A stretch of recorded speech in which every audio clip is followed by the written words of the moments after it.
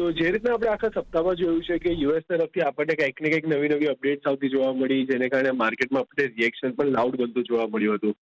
કાલના દિવસમાં પણ આપણે જે રીતના જોઈ રહ્યા છીએ યુએસ માર્કેટમાં એક પોઝિટિવિટી વધતી જોવા મળી છે. આ ડાઉ જોન્સમાં અગર આપણે વાત કરીએ તો flag and pole sort of formation બન્યું હતું, જેનું બ્રેકઆઉટ આપણને બધું જોવા મળ્યું છે. તો પોસિબલ છે કે અહીંયાથી આપણને જે મોમેન્ટમ છે પોઝિટિવ સાઇડનું એ યથાવત રીતે જોવા મળે. નાસ્ડેકની વાત કરીએ તો નાસ્ડેક ઓલ ટાઈમ હાઈ પાસે આપણને ક્લોઝિંગ આવતું જોવા મળ્યું છે, જે એક પોઝિટિવ સાઇન છે. અને same goes four S&P 500. S&P 500 પર આપણને ઓલ ટાઈમ હાઈ પાસે આપણને ક્લોઝિંગ આવતું જોવા મળ્યું છે. તો ક્યાંક ને ક્યાંક ત્રણ ઇન્ડાઇસીસ પોઝિટિવિટી દર્શાવી રહ્યા છે અને પોસિબિલિટી છે કે આવતા દિવસોમાં આપણને અહીંયા પોઝિટિવિટી આપણને કન્ટિન્યુ જોવા મળી શકે છે. યુરોપિયન માર્કેટમાં પણ આપણે જોઈએ તો એક સારો પુશ આપણને કાલના દિવસમાં બનતો જોવા મળ્યો છે. FTSE 0.5% વધારે ઉછાળો બનતો જોવા મળ્યો હતો. CAC અને ડેક્સમાં 1% થી 1.5% ઉછાળો આપણને અહીંયા પણ બનતો જોવા મળ્યો હતો. એશિયન માર્કેટ તરફથી પણ એક પોઝિટિવ સેન્ટિમેન્ટ બનતા જોવા મળી રહ્યા છે. જ્યાં સ્ટ્રેટ ટાઈમ, હેન્સેંગ, તાઇવાન, જકાર્તા અને શાંઘાઈ બધું જ પોઝિટિવ નોટ પર ટ્રેડ થતું જોવા મળી રહ્યું છે, including gift Nifty. Gift Nifty પણ આપણને અત્યારના હાલમાં 30-35 પોઈન્ટના ઉછાળા સાથે કારોબાર કરતો જોવા મળી રહ્યો છે. જે દર્શાવી રહ્યું છે કે કદાચ આપણને આજના સેશનમાં એક પોઝિટિવ નોટ પર આપણે ઇન્ડેક્સ ઓપન થતું જોવા મળે. પરંતુ કંઈક ને કંઈક જે પ્રેશર છે એ ઇન્ડિયન માર્કેટમાં બનેલું છે. છેલ્લા ઘણા સમયથી આપણે જોઈ રહ્યા છે 25,200નો લેવલ એક સ્ટ્રોંગ હર્ડલની જેમ કામ કરતો જોવા મળી રહ્યો છે.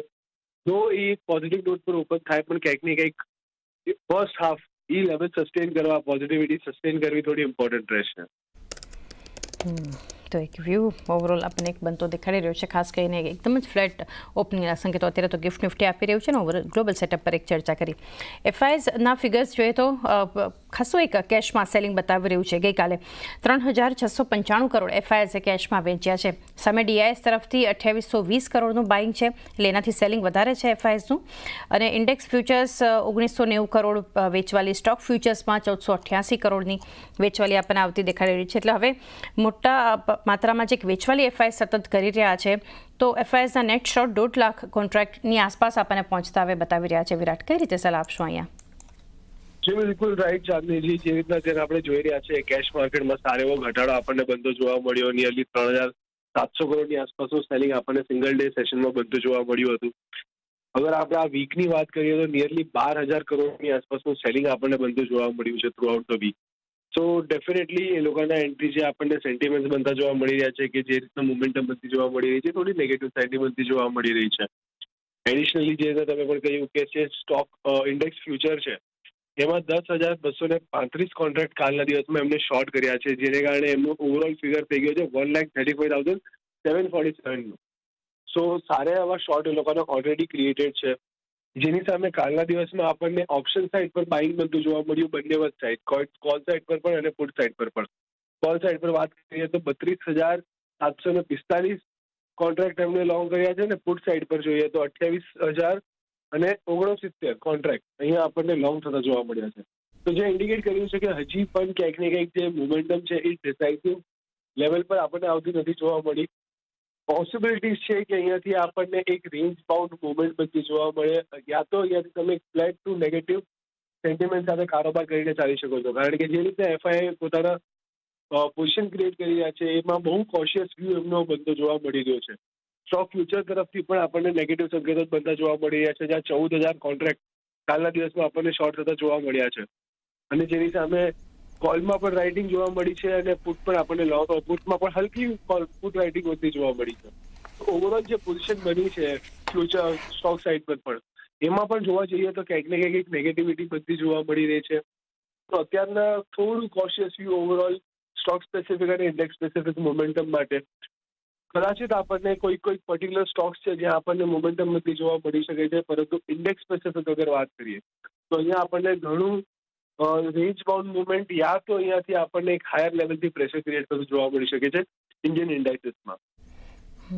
તો એક વ્યૂ આપણને એક બનતું દેખાડી રહ્યું છે. એક નેગેટિવ સેટઅપ તો છે જ FIS બધા સેગમેન્ટમાં વેચવાલી તો કરે છે, પરંતુ હવે મોટી માત્રામાં આપણને ફિગર્સ આવતા બતાવી રહ્યા છે.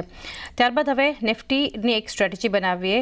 25,110 એક્સપાયરી ગઈકાલે લગભગ 0.5% ઘટાડા સાથે નિફ્ટીમાં આપણને ખાસ કરીને જોવા મળી અને એક્સપાયરીના દિવસે એક રેન્જમાં માર્કેટ રહ્યું વિરાટ, પરંતુ આપણને નીચલા સ્તર પર ક્લોઝિંગ જોવા મળ્યું છે. નિફ્ટીમાં જોઈએ કોલ રાઇટર્સ જ્યાં એક્ટિવ હતા 25,200, ત્યારબાદ 25,300 અને 25,400 ઉપર, 25,100 પર પુટ રાઇટર્સ, 25,000 પર અને 24,800 પર પુટ રાઇટર્સ. કઈ રીતે એક હવે સ્ટ્રેટેજી આગળ રાખી રહ્યા છો નિફ્ટી પર? તો નિફ્ટીમાં જોવા જઈએ તો બેક ટુ બેક રિજેક્શન આપણે જોઈ રહ્યા છે 25,200 લેવલ્સ પાસેથી, અને એ લેવલ આપણને સસ્ટેન થતા નથી જોવા મળી રહ્યા. તો જે ઇન્ડિકેટ કરી રહ્યું છે કે ત્યાં આપણને અગ્રેસિવ સેલર્સ બનતા જોવા મળી રહ્યા છે. પોસિબિલિટી છે અહીંયાથી કે અગર જો આવતા દિવસોમાં 25,200 લેવલ સરપાસ નથી થતો તો અહીંયાથી આપણને એક સારું એવું કરેક્શન બનતું જોવા મળે, જ્યાં 25,000 અને 24,800 સુધીના લેવલ્સ પર આપણને લોઅર એન્ડ પર આવતા જોવા મળી શકે છે. ઉપરની સાઈડ પર વાત કરીએ તો કદાચ એક જે પુશ હોવો જોઈએ એ 25,300 સુધી આવતો જોવા મળે, કારણ કે ત્યાં પણ આપણને હેવી કોલ રાઇટિંગની પોઝિશન બધી જોવા મળી રહી છે. તો અહીંયાથી અગર જો નિફ્ટીમાં ઉછાળો આવે છે કે એક પોઝિટિવિટી આવે છે અને હાયર રેટથી ફરીથી આપણને રિજેક્શન બધું જોવા મળે 25,200 લેવલ્સ પાસેથી, એક સારી ઓપોર્ચ્યુનિટી હોઈ શકે છે શોર્ટ કરીને ચાલવા માટે, જ્યાં તમારો રિસ્ક રિવોર્ડ બી ઘણો ફેવરેબલ બેસી શકે છે. 25,300 તો સ્ટોપ લોસ મેન્ટેન કરીને ચાલવાની સલાહ રહેશે, અને નીચેમાં 25,000 થી લઈને 24,800 ત્યાંથી 200 થી 400 પોઈન્ટનો ઘટાડો આપણે નિફ્ટીમાં આવતો જોવા મળી શકે છે. અને જો 25,000 લેવલ બ્રેક થાય છે અને 24,800 સુધી જાય છે તો ક્યાંક ને ક્યાંક જે સેન્ટિમેન્ટ અત્યારના ફ્લેટિશ પુલ આઉટ પર ટ્રેડ થઈ રહ્યા છે, ક્યાંક ને ક્યાંક સ્વિચ થતા જોવા મળે, શિફ્ટ થતા જોવા મળે ટુવર્ડ્સ બેરિશ સાઇડ. તો એક બેરિશ સેન્ટિમેન્ટ્સ પર આપણને બનતા જોવા મળી શકે છે જો 25,000 લેવલ બ્રેક થાય છે. તો અહીંયાથી નિફ્ટીમાં સેલ ઓન રાઇઝની સ્ટ્રેટેજી ફોલો કરીને ચાલવાની સલાહ રહેશે. સેલ ઓન રાઇઝની એક સ્ટ્રેટેજી અહીંયાથી 25,300 ઉપરની તરફ સ્ટોપ લોસ ધ્યાનમાં રાખવો, 25,000 ત્યારબાદ 24,800 સુધી પર નીચે લેવલ્સ પહોંચતા નિફ્ટીમાં બતાવી શકે છે. ત્યારબાદ બેંક નિફ્ટી માટે ત્યાં ગઈકાલે 56,828 પર આપણને જે લગભગ 350 અંકના એક ઘટાડા સાથેનું આપણને ક્લોઝિંગ જોવા મળ્યું, અને PSU બેંકનો જ્યાં સુધી સપોર્ટ હતો, પરંતુ કાલે જે પ્રોફિટ બુકિંગ આવ્યું છે ક્લિયરલી અસર આપણને નિફ્ટી બેંકમાં એક નેગેટિવ જોવા મળી છે. કોલ રાઇટર્સ 57,000 પર, 57,200 અને 57,500 ઉપર, એક્ટિવ પુટ રાઇટર્સ 56,800, 56,500 અને 56,000ની સ્ટ્રાઇક પર. તો વિરાટ, નિફ્ટી બેંક માટે શું હોવી જોઈએ સ્ટ્રેટેજી? સો બેંક નિફ્ટીમાં પણ આપણે જોઈએ તો કાલના દિવસમાં આપણને સારું એવું કરેક્શન બનતું જોવા મળ્યું છે, અને જે રીતના પ્રેશર ક્રિએટ થયું છે એ રીતના જોતા લાગી રહ્યું છે કે અહીંયા પણ આપણને નેગેટિવિટી બનતી જોવા મળી શકે છે. તો અત્યારના પણ એની જે 20 દિવસ એક્સપેન્શન મૂવિંગ એવરેજ છે એની ઉપર કારોબાર કરતું જોવા મળી રહ્યું છે, પરંતુ જે 57,000નો એક સ્ટ્રોંગ સપોર્ટ જેવું બનતું જોવા મળ્યું હતું એની નીચે આપણને અત્યારના કારોબાર થતો જોવા મળી રહ્યું છે. તો અહીંયાથી આપણે એક્સપેક્ટ કરી શકીએ છીએ કે 56,800નો લેવલ ઘણો ઇમ્પોર્ટન્ટ રહેશે. જો 56,800નો લેવલ બ્રીચ કરે છે અને એની નીચે આપણને મૂવ થતું જોવા મળે છે તો આ આપણને લીડ થતું જોવા મળી શકે છે 56,500ના લેવલ સુધી, અને જો એ લેવલ બ્રીચ થાય છે તો 56,000 સુધીના લેવલ્સ પણ આપણને બેંક નિફ્ટીમાં આવતા જોવા મળી શકે છે. 56,500 પર સારી એવી પુટ રાઇટરની પોઝિશન આપણને બનતી જોવા મળી રહી છે, જે ઇન્ડિકેટ કર્યું છે કે ક્યાંક ને ક્યાંક એક ઇમિડિયેટ લેવલ પર અહીંયા સપોર્ટ બનતો જોવા મળે. પરંતુ જો અગર માર્કેટમાં નેગેટિવિટી બનતી જોવા મળી રહી છે કે ઇન્ડેક્સમાં આપણને સેલિંગ પ્રેશર આવતું જોવા મળે છે તો કદાચ આપણને અહીંયા 56,000 સુધીના લેવલ્સ પણ આવતા જોવા મળે. PSU બેંક્સમાં થોડું બહુ મોમેન્ટમ છે, પરંતુ પ્રાઇવેટ બેંક્સ થોડું નેગેટિવ આપણને નેગેટિવિટી બનતી જોવા મળી રહી છે, જેને કારણે આપણને બેંક નિફ્ટીમાં ક્યાંક ને ક્યાંક પ્રેશર અત્યારે સારું એવું બનતું જોવા મળ્યું છે. ઉપરની સાઈડ પર વાત કરીએ તો 57,200 ને 57,300ની આસપાસના લેવલ્સ છે, જ્યાંથી આપણને બેક ટુ બેક રિજેક્શન આવતું જોવા મળી રહ્યું છે. છેલ્લા 2-3 સેશનથી આપણે જોઈએ તો ક્યાંક ને ક્યાંક એ જ લેવલ છે જ્યાંથી આપણે રિજેક્શન બધું જોવા મળી રહ્યું છે. તો અહીંયાથી એક સ્ટ્રોંગ હર્ડલ આપણને ઉપરની સાઈડ પર 57,200ના લેવલ પાસે બનતું જોવા મળે. જો 56,800ના લેવલ બ્રીચ થાય તો નીચે 56,000ના ટાર્ગેટથી તમે શોર્ટ કરીને ચાલી શકો છો, ઉપરમાં 57,200નો સ્ટોપ લોસ મેન્ટેન કરીને. ટ્રેડિંગ કોલ્સ મારા તરફથી 2 છે અને બંને જ આપણે લોંગ કરીને ચાલવાના છે બાય સાઈડ માટે. તો પહેલો જે ટ્રેડ છે એ છે RR કેબલ. RR કેબલની અગર આપણે વાત કરીએ તો સારી એવી રેલી આપણને વચ્ચે આવતી જોવા મળી હતી, ત્યારબાદ એક સારું એવું કન્સોલિડેશન જોયું, અને કન્સોલિડેશન બાદ ફરીથી બ્રેકઆઉટ આપણને અહીંયાથી બધું જોવા મળી રહ્યું છે વિથ ગુડ વોલ્યુમ.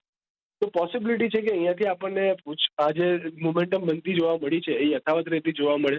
ઉપરની સાઈડ પર 1,550 સુધીના લેવલ્સ છે જે એક હર્ડલની જેમ કામ કરતા જોવા મળી શકે છે, ત્યાં સુધીનો ટાર્ગેટ તમે મેન્ટેન કરીને ચાલી શકો છો. નીચેની સાઈડ પર 1,420 એક સ્ટ્રોંગ સપોર્ટની જેમ સર્વ થતો જોવા મળી શકે છે. તો 1,420ના સ્ટોપ લોસથી 1,550ના ટાર્ગેટ માટે RR કેબલને લોંગ કરીને ચાલવાની સલાહ રહેશે. સેકન્ડ જે કાઉન્ટર મારા ધ્યાનમાં આવી રહ્યું છે પરાગ મિલ. પરાગ મિલમાં અગર આપણે જોઈએ તો વીકલી અને ડેલી બંને ચાર્ટ પર આપણને સારું બ્રેકઆઉટ બનતું જોવા મળ્યું છે. ડેલી ચાર્ટ પર જોઈએ તો રાઉન્ડિંગ બોટમનું બ્રેકઆઉટ આપણને કન્ફર્મ થતું જોવા મળ્યું છે વોલ્યુમ સાથે. અને એડિશનલી બધી જ મૂવિંગ એવરેજીસ નોર્ધન ડિરેક્શનમાં મૂવ થતી જોવા મળી રહી છે, ઇન્ક્લુડિંગ 200 દિવસની પણ. તો અહીંયા જે મોમેન્ટમ છે બુલિશ સાઇડનું બનતું જોવા મળ્યું છે. ચાર્ટ સેટઅપ પણ પોઝિટિવ છે. તો અહીંયાથી પણ અહીંયા પણ તમે લોંગ કરીને ચાલી શકો છો. ઉપરમાં 280 સુધીના ટાર્ગેટ તમને બનતા જોવા મળી શકે છે. અને સપોર્ટની વાત કરીએ તો 235ના સ્ટોપ લોસથી 280ના ટાર્ગેટ માટે તમે પરાગ મિલ્કને પણ ધ્યાનમાં રાખીને ચાલી શકો છો. મેં શોર્ટ સાઈડનો એક સ્ટોક ગોઈતો છે, દેટ ઇઝ નોકરી. નોકરીની અંદર ઓવરઓલ અગર તમે જુઓ તો લો ટોપ લો બોટમ ફોર્મેશન છે, 200 ડેલી મૂવિંગ એવરેજની નીચે ચાલી રહ્યો છે. ઇનફેક્ટ 20, 40 અને 10 ડેલી મૂવિંગ એવરેજની નીચે ચાલી રહ્યો છે, એટલે ટ્રેન્ડ ડાઉન છે. આની અંદર એક શોર્ટ કોલ રહેશે.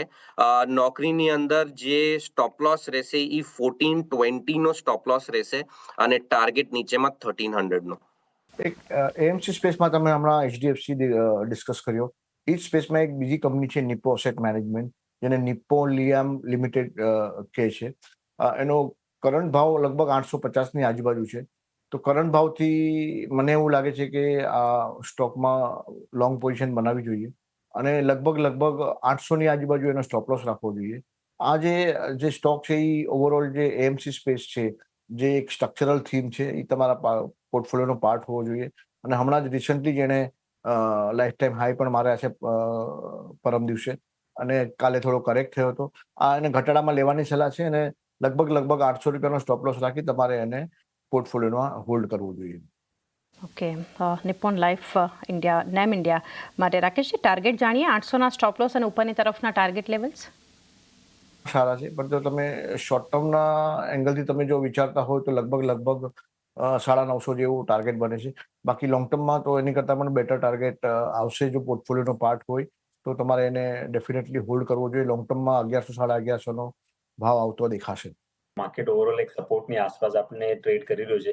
પહેલું કોલ મારું એલઆઈસી હાઉસિંગ ફાઇનાન્સ ઉપર રહેશે કે જ્યાં આપણને એનો એક સારા 1.5 થી 2 મહિનાના કન્સોલિડેશનના બ્રેકઆઉટ 2 દિવસ પહેલા જોવા મળ્યા છે અને ફોલોઅપ મૂવ સારા વોલ્યુમ સાથે પણ આ સ્ટોકમાં છે. સો એલઆઈસી હાઉસિંગ ફાઇનાન્સમાં અમે એક મૂવ એક્સપેક્ટ કરી રહ્યા છીએ 660 સુધી. તો કરંટ લેવલ્સ ઉપર 629ના સ્ટોપ લોસ રાખીને 660ના ટાર્ગેટ્સ માટે ખરીદારી કરવાની સલાહ છે એલઆઈસી હાઉસિંગ ફાઇનાન્સમાં. અને એક રિલેટિવ આઉટ પરફોર્મન્સ રિયલિટી સ્પેસમાં પ્રેસ્ટીજ એસ્ટેટ્સ બતાડી રહ્યું છે કે જ્યાં બીજા રિયલ એસ્ટેટ સ્ટોક્સ પાછલા 15 દિવસમાં થોડા કરેક્ટિવ ફેઝમાં હતા.